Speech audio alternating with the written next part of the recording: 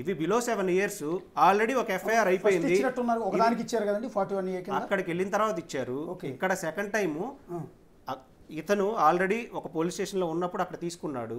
భర్త అని తెలుసు, ఇతనేం దొంగ కాదు, పారిపోయే వ్యక్తి కాదు, లేకపోతే అన్యాయం చేసి వెళ్ళిపోయే వ్యక్తి కాదు. ఇక్కడ ఒకసారి అండి, సరే ఇప్పుడు ఆవిడ కేసులు పెట్టింది 2 పోలీస్ స్టేషన్లోనా, మాదాపూర్ నోమన్ పిఎస్ అంతేనా? అవును అంతే కదా, 2 కదా, గచ్చిబౌలి ఏం లేదు కదా?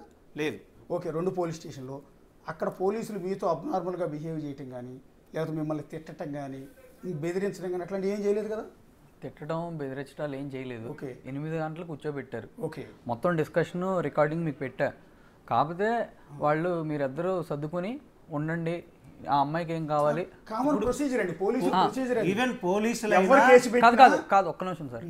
ఆ అమ్మాయి ఇదేంటి నీకేం కావాలి అని అమ్మాయిని అడిగారు. ఆ అమ్మాయి లిస్ట్ చెప్పింది, నేను ఇస్తా అన్న. ఒక జిస్మత్ దగ్గర అయింది, సెటిల్ చేసుకోండి, లేకపోతే కోర్టులో సగం ఆస్తి పోద్ది అన్నారు. అండి సగం ఆస్తి పోతే ఎవరికి వెళ్ళిద్ది? నా కొడుకేగా, నాకు ఇబ్బంది ఏం లేదు. కోర్టులో సగం ఆస్తి నా కొడుకే కదా, ఇబ్బంది ఏం లేదని చెప్పాను. అయితే తర్వాత మళ్ళీ ఫోన్ చేశారు, నేను చేశాను, ఆయన చేశారు. నువ్వు కనుక మరి సెటిల్ చేసుకోకపోతే పిలిచినప్పుడల్లా రావాల్సి వస్తుంది అన్నాడు ఆయన. ఓకే, సిఐ గారా, ఎస్ఐ గారు? డిఐ పిలిచినప్పుడల్లా రావాల్సి వస్తుందని చెప్పాడు ఆయన. అంటే బేసిక్గా 3 పిల్లల కేసులకు సంబంధించి 8 గంటలు కూర్చోబెట్టకూడదు, 8 గంటలు కూర్చోబెట్టకూడదండి. ఇంకొకటి అంటే అశోక్ గారు, మన చిన్న విషయాన్ని గమనించాలి. సెకండ్ కంప్లైంట్లో అంతా కూడా గిస్మంత్కి సంబంధించినటువంటి దాన్ని ఏదో సిగ్నేచర్స్ అనో, లేకపోతే ఇంటలెక్చువల్ ప్రాపర్టీ రైట్స్ అనో, లేకపోతే బ్రాండింగ్ అనో ఏదైనా అయ్యుండొచ్చు. It is completely civil in nature. ఏదైనా సివిల్ కోర్ట్స్లో వెళ్ళి తెచ్చుకోవాలి. అక్కడ క్రిమినలైజేషన్ ఏం లేదు అక్కడ. ఇప్పుడు మీ బ్రాండ్ ఉంది, మీ బ్రాండ్కి సంబంధించి నేను సంతకం పెట్టాను, పెట్టిన తర్వాత నన్ను ఫోర్స్ఫుల్గా పెట్టించారని నేను నా లీగల్గా నా అడ్వకేట్ ద్వారా ఇంటలెక్చువల్ ప్రాపర్టీ రైట్స్కి నేను అప్రోచ్ అయినప్పుడు అడ్వకేట్ మీద నెక్స్ట్ వీళ్ళ మీద కూడా మేము క్రిమినల్ కేసు పెడతామంటే కుదరదుగా. నా డాక్యుమెంట్ ఉందిగా, నేను సబ్మిట్ చేసింది ఉందిగా. అంటే ఆ ఇంటలెక్చువల్ ప్రాపర్టీకి సంబంధించిన అడ్వకేట్ వేరే ఉన్నారు, వాళ్ళు చూస్తూ ఉన్నారు. అది ఎలా మరి మళ్ళీ క్రిమినల్ కేసు రిజిస్టర్ చేస్తారు? ఎందుకు తీసుకెళ్లి 8 గంటలు కూర్చోబెడతారు? ఇక్కడ అబ్యూజ్ ఆఫ్ ది ప్రాసెస్ కనపడట్లేదా? కోర్టులో ఉంది ఆల్రెడీ. ఎవరు ఇన్ఫ్లుయెన్స్ చేస్తే అయ్యుండొచ్చు? నేను వెళ్తాను, ఇప్పుడు నాకు మీ కంపెనీకి ఏదో చిన్న డిస్ప్యూట్ ఉంది, అగ్రిమెంట్లో వివాదానం ఉంది, ఒక సివిల్ డిస్ప్యూట్ లాంటిది ఉంది, ఒక బ్రాండింగ్కి సంబంధించిన అంశం ఉంది. ఎక్కడ తేల్చుకోవాలి? సివిల్ కోర్ట్స్లో తేల్చుకోవాలి. అంతేనా? ఇది జనరల్గా మీకు మాకు అందరికీ ఒకేలాగా అప్లై అయ్యేది, భారతదేశం మొత్తం ఒకటేలాగా అప్లై అయ్యేది. దాన్ని క్రిమినలైజ్ చేయాల్సిన నెసెసిటీ ఉందా? అండ్ కంప్లైంట్లోని సారాంశంలోకి నేను వెళ్ళను. ఎందుకంటే వాళ్ళు ఏ ఎలిగేషన్, గొడవ వచ్చినప్పుడు ఏ ఎలిగేషన్స్ అయినా వేస్తారు, బాగున్నప్పుడు బాగున్నాయి అంటారు, గొడవలు వచ్చినప్పుడు ఇందులో ఏమైనా రాసొచ్చు. ఫైనల్గా దీని గురించి మేము మాట్లాడాల్సింది కోర్టులో. బట్ కాకపోతే నేను ఫైనల్గా ఒకటే చెప్పదలుచుకునేది ఏంటంటే, దయచేసి ఏ కుటుంబమైనా సరే మీ మధ్య ఏదన్నా సమస్యలు ఉంటే కుదిరితే పెద్ద మనుషుల సమక్షానో, లేకపోతే 4-5 అడ్వకేట్ల సమక్షానో, అక్కడ కూడా తేలకపోతే అప్పటికీ కాకపోతే కోర్టులకు వెళ్ళి తేల్చుకోండి. ఇలా మీడియాకు వచ్చి నువ్వు తప్పుడు దానివి అనుకోవడం వల్ల ఏం జరిగిద్దంటే, భవిష్యత్తులో ధర్మ మహేష్ గారికి కొడుకు, ఆ కొడుకు పెద్ద అయిన తర్వాత వీడియోలు నా తండ్రి ఎవరైనా చూసుకుంటే తీయలేనటువంటి వీడియోలు ఎంటైర్ మీడియాలో 100 వీడియోలు నా తండ్రి అదని ఇతను చూపించుకోవాలి అదే కొడుకు. ఇప్పుడు ఇతను 100 రకాలుగా వాళ్ళ అత్తగారి గురించి కానీ, వాళ్ళ మామగారి గురించి కానీ, లేకపోతే ఆ అమ్మాయి గురించి కానీ మాట్లాడితే తీయలేనటువంటి వీడియోలు, అనుకుంటున్నటువంటి మాటలు కొన్ని 100 వీడియోలు ఉంటాయి. సమస్య పరిష్కారం దొరుకుతుందా? రాదు. హ్యాపీగా ఉండాలంటే ఏం చేయాలి? ఇక్కడ అసలు మీడియాకి రాకుండా గోప్యంగా ఎవరు చేయాల్సింది వాళ్ళు చేసుకొని కోర్టులో తెచ్చుకొని ఎవరు బ్రతకండి. ఎవరు వద్దన్నారు? ఈ ప్రాసెస్ చేయకుండా 45 రోజులు మేము మీడియాలో చూస్తాం, అన్యాయం జరిగిపోతుంది, ఉక్రోషం తెచ్చేసుకొని ఏదో మేము కట్టలు తెంచుకున్నటువంటి ఆవేశంతో ఊగిపోతూ డిబేట్లు పెట్టినంత మాత్రాన సొల్యూషన్ వస్తుంది అని 100 రోజులు పెట్టినా రాదు. నువ్వు ఇంకా 200 రోజులు పెట్టినా కానీ న్యాయస్థానంలోనే జరిగిద్ది. కానీ చట్టాన్ని ఎవరు లైసెన్సులు ఉండవు. మళ్ళీ చెప్తున్నా, మీడియాకి ఏం లైసెన్సులు ఉండవు.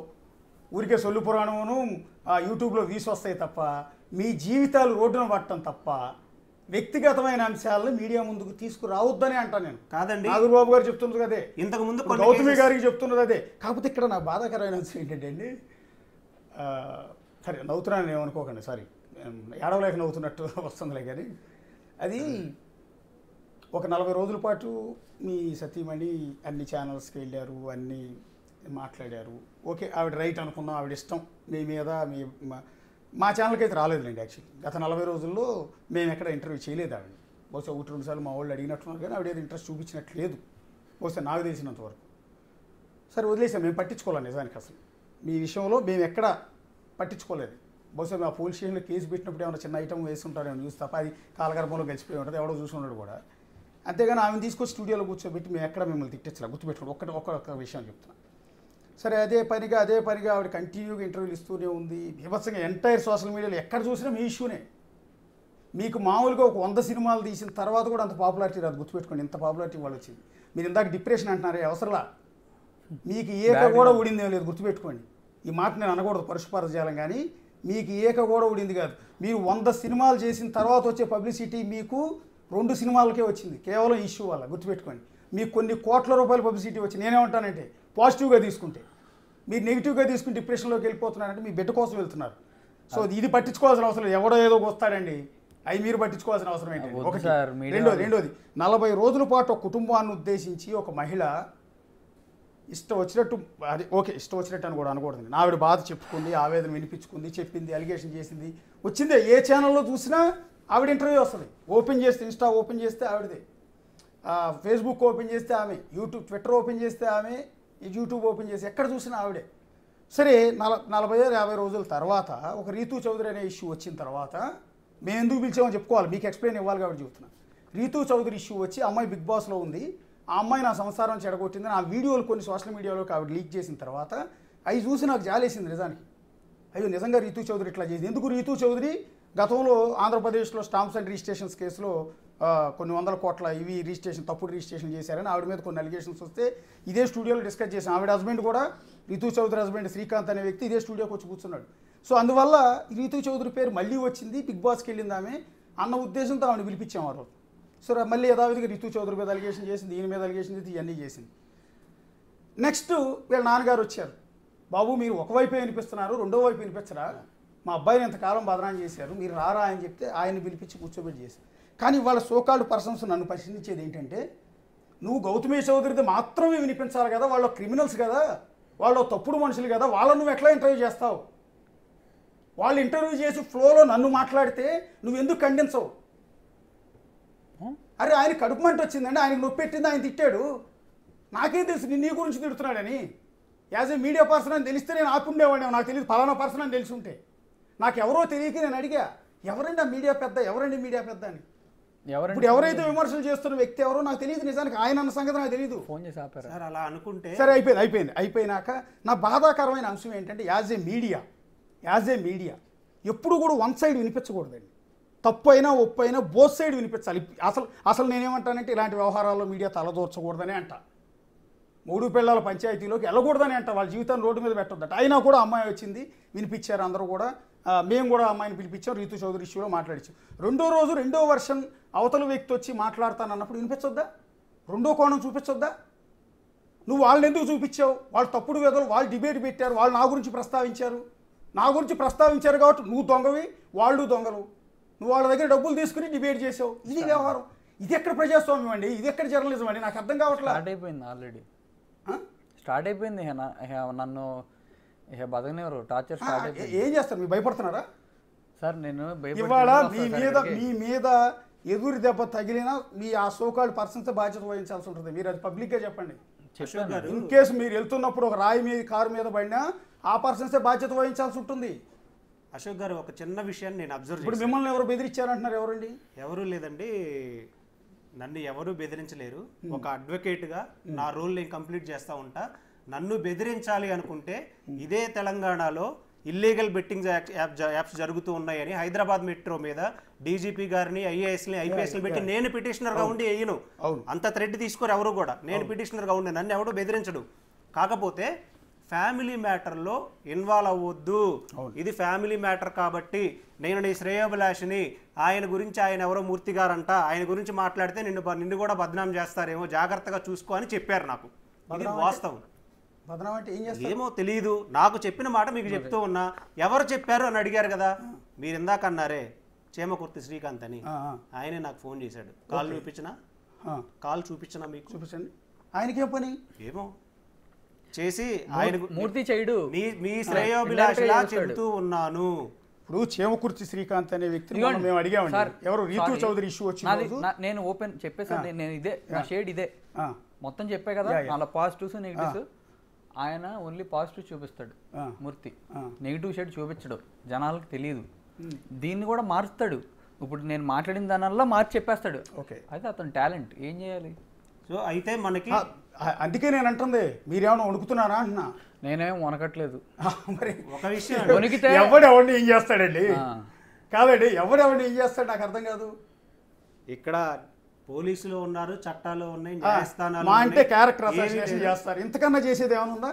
మీకు ఆల్రెడీ అన్ని ఓడ తీసి రోడ్డు మీద నుంచోబెట్టేశారండి మీ పరువుని. అవునవును.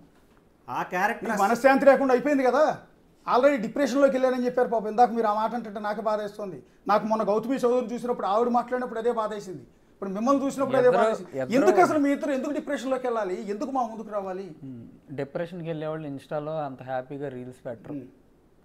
ఇన్స్టాగ్రామ్ ఓపెన్ చేయండి, ఇక్కడేమో నీట్గా రెడీ అయిపోయి, యాక్టర్ అనేవాడు ఎలా ఉంటాడంటే వెళ్ళేప్పుడు నీట్గా రెడీ అయిపోయి, లేదు అక్కడ సెంటిమెంట్ పండాలంటే బాధగా వెళ్ళి అలా ఉంటాడు. ఆ అమ్మాయి ఇక్కడేమో ఒక గెటప్, ఇన్స్టాగ్రామ్లో మరి హ్యాపీగానే వేస్తుంది. నాకు నా ప్రొఫెషన్ నా ప్రొఫెషన్లో నేను నాకు బుర్రపని చేయట్లేదు కదా. నా కొడుకుని చూపిస్తే నాకు తెలిసి చూపిస్తే బాగుండు, మరి చూపిస్తే కొంచెం ఇంకా కొంచెం అన్న బుర్రాను అన్నీ పనిచేస్తాయేమో. మళ్ళీ టార్చర్ ఎదుర్కోవాలి కదా. ఇప్పుడు మీ మిసెస్ గౌతమి గారు కూడా టీవీ చూస్తూ ఉండుంటారండి బహుశా, నేను అనుకోవటం. బహుశా నన్ను తిట్టుకుంటూను మిమ్మల్ని తిట్టుకుంటూను చూస్తూ ఉండొచ్చు, బహుశా నన్ను తిట్టుకుంటూ చూడొచ్చు. సరే వాట్ ఎవర్. మీ ఆవిడకి ఏమన్నా అప్పీల్ చేసుకుంటారు మీ కొడుకు విషయంలో? ప్లీజ్, నాకు వాడంటే ఇష్టం. నువ్వు నిజంగా నమ్మట్లేదా, లేకపోతే కావాలని తెలివిగా నువ్వు మార్కెటింగ్ బ్రెయిన్, క్రిమినల్ బ్రెయిన్ కాబట్టి అలా చెప్తున్నావా ఏంటో నాకు అర్థం కావట్లా. కొంచెం వాడిని నాకు చూపించు. ఎందుకంటే మన ఇద్దరం మాట్లాడుకున్నాం కనేటప్పుడు, ఒకసారి అది గుర్తు తెచ్చుకో. నన్ను నానా మాట్లాడినావు, సరే అంతా పక్కన పెట్టు. నువ్వు బాగుండాలి, నేను బాగుండాలి, మన ఇద్దరికంటే మన కొడుకు బాగుండాలి, అది బాగుంటాడు. మనం కోర్టులో చూసుకుందాం. లేదు సెటిల్మెంట్ అంటావా, నేను గుంటూరు బిల్డింగు మన బుజ్జోడికి రాస్తాను, దాని ఇన్కమ్ వాడికే, నేను తీసుకోను రూపాయి కూడా. 50 లక్షలు ఇస్తాను. గోల్డ్ ఏదైతే ఉందో 2 crores గోల్డ్, 2 crores కాదంటున్నావు, సరే 180 అంత ఉంటుంది కదా. నిన్న ఏదో ఒప్పుకున్నావు అంట, ముందు వరకు ఒప్పుకోవాలా, 60 lakhs అని ఏదో ఒప్పుకున్నా. థ్యాంక్స్ దానికన్నా ఒప్పుకున్నందుకు. ఆ గోల్డ్ ఏదైతే ఉందో అది వెనక్కి ఇవ్వక్కర్లా.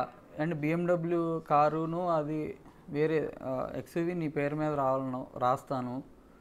జిస్మత్ బ్రాండ్ నా కొడుక్కి రాస్తాను, దాని ఇన్కమ్ బుడ్డోడికే వెళ్ళేట్టు చేస్తాను. నేను 1 రూపాయి కూడా తీసుకోను, నేనే మెయింటైన్ చేస్తా. ఈ కాక ఇది వెంటనే సెటిల్ అయిపోవాలంటే ఇది చేసేస్తా, నీకు ఓకే అంటే. లేదు అంటావా, నేను ఇంతకుముందు నువ్వే గార్డియన్గా ఉంచుదామని అనుకున్నా. ఎప్పుడైతే నువ్వు ఆ రికార్డింగ్ మాట్లాడి నేను చాకరీ చేసి నా కొడుకు ఇవ్వాలా, ఏంటి అసలు అది. అండ్ మంత్లీ నీకు నెక్స్ట్ పెళ్ళి అంతవరకు నేను ఇంత అమౌంట్ అని కూడా ఇస్తానని కూడా చెప్పాను. ఇంతకంటే ఏం చేయాలి నాకు అర్థం కావట్లేదు. అయితే కోర్టులో చూసుకుందాం, లేదంటే పెద్ద సమక్షం సెటిల్ చేసుకుందాం. ఈ మీడియాలు ఇవన్నీ దయచేసి ఆపేసాయి. It's my request. మా పేరెంట్స్ని నా వల్ల పాపం వాళ్ళందరూ చాలా సఫర్ అవుతున్నారు, అండ్ నాకు తెలిసిన వాళ్ళు సఫర్ అవుతున్నారు. వదిలేసేవా, ఎందుకంటే నీకు నా బ్రెయిన్ బిజినెస్ అండ్ ఇదైతే నీ బ్రెయిన్ మార్కెటింగ్లో తోపు, దానికి మరి ఇంకా క్రిమినల్ బ్రెయిన్స్ యాడ్ అయినాయేమో. దయచేసి నువ్వు ఆపేసి, అందరూ ఇది పెంచుదామని చూస్తున్నారు, నువ్వు అర్థం చేసుకొని ఇది ఎక్కడితో ఆపేసి మనం ఇది మాట్లాడుకుని సార్ట్అవుట్ చేసుకుందాం. లేదు ప్రశాంతంగా కోర్టుకి వెళ్దాం గొడవలు పడకుండా. నా కొడుకుని నాకు చూపించు ప్లీజ్. నేను కొంచెం కొడుకు సెంటిమెంట్ మాట్లాడుతున్నా అని చెప్పి మాట్లాడేస్తున్నావు. ఒక పని చేయి, ఒక 1 week జగద్ధ్వజాన్ని నువ్వు చూడకుండా ఉండు, నీకు అర్థమైంది బాధ ఏంటో. నేను నీకు దూరం చేయాలని నేను ఏ రోజు అనుకోలే, నాకు అది రాదు. ఎందుకు అనుకుంటున్నావు? నేను శాడిస్ట్ని కాదు, సైకోని కాదు నీలాగా. కొడుకు నువ్వు అంటే చాలా ఇష్టం, మిస్ అవుతాడు కదా అందుకు. అండ్ వాడిని చూసుకునేది ఇంట్లో ఆ వెంకటేషు, ఇంకో 2 పనోళ్ళు. నేనే కనుక నీ ప్లేస్లో ఉంటే మీ అమ్మ మీ నాన్న నువ్వు కలిసి వచ్చి కూర్చున్నారే, మరి కొడుకుని ఎవరు చూస్తున్నారు అక్కడ? నేను అది ఆలోచించా రోజు. ఏ సైడ్ డైలాగు అది ఏదైనా నువ్వు చెప్తావు, ఇప్పుడు రేపు మళ్ళీ దీనికి రిప్లైలు నువ్వు ఏదైనా వాక్కో. నా కొడుకు నాకు కావాలి.